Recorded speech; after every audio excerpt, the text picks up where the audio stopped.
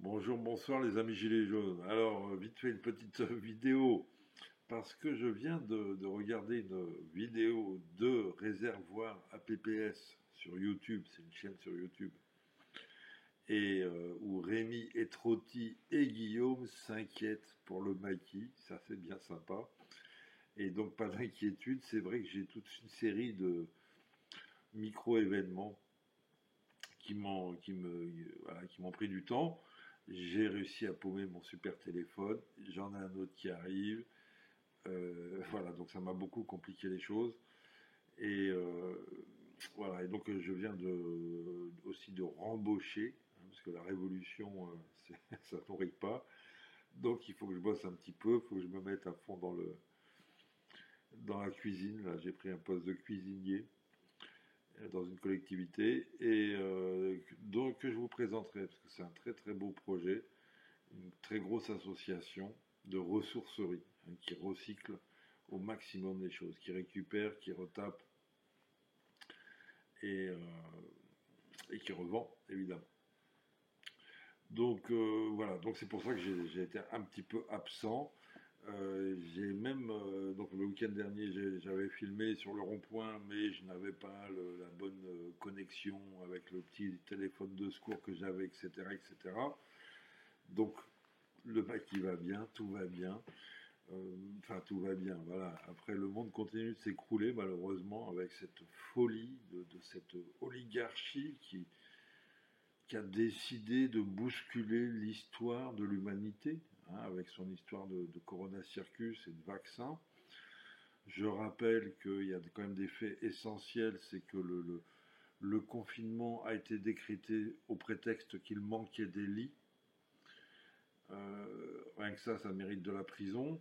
Euh, et donc ils ont fait un confinement qui a coûté plusieurs centaines de milliards d'euros. J'arrive même pas à le dire tellement c'est énorme, quoi.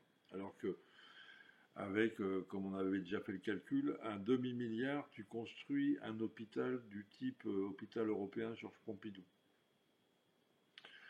Donc tu pouvais acheter des lits, d'accord. Donc tout ce confinement, toute cette destruction d'une partie de l'économie, du tissu économique et social français, et le surendettement que ça a généré, c'est totalement volontaire et ça reposait sur un argument bidon, si tu veux. Et deuxième chose, quand même très importante, un vaccin ne peut pas être mis sur le marché, ne peut pas avoir d'autorisation à être mis sur le marché. Déjà, je ne sais pas pourquoi on appelle ça un marché. Euh, voilà, à la condition qu'il n'existe aucun traitement. D'accord, c'est la base du droit mondial. D'accord. Pas de vaccin s'il existe des traitements. Ça paraît logique. C'est donc pour ça qu'ils ont passé leur temps à détruire tous les traitements, toute idée de traitement,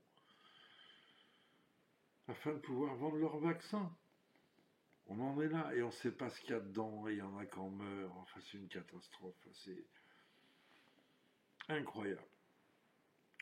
Donc voilà, moi je vais bien, mais le monde va mal, hein, on va dire. Maintenant, on garde la pêche. Tous les gens qu'on rencontre, nous, les activistes gilets jaunes, hein, où on passe notre temps à dire dans la vie qu'on est gilets jaunes, on a des superbes retours. Alors, voilà, le rond-point qu'on lance là, à Gometz-la-Ville, dans le 91,